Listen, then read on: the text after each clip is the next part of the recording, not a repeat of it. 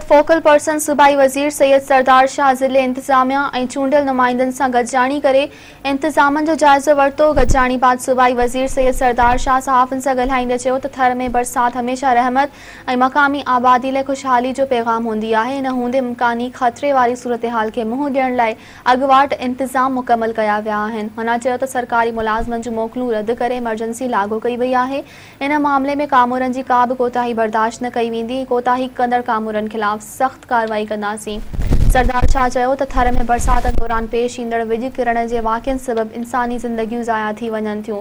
थर अंदरि विॼ किरण जे वधंदड़ वाक़िअनि जा साइंसी सबब मालूम करण ऐं बचाव जूं तदबीरूं ॻोल्हण लाइ PDM जी मदद सां रिसर्च कराए रहिया आहियूं। हुन जो त सिंध कैलेमिटी एक्ट तहत हर साल 15 अगस्त ताईं घुर्बल बरसातूं न पवण करे ॾुकार डिक्लेयर करण जी सरकार पाबंद हूंदी आहे। थर अंदरि घुर्बल बरसातूं अञा पइजी न सघियूं आहिनि।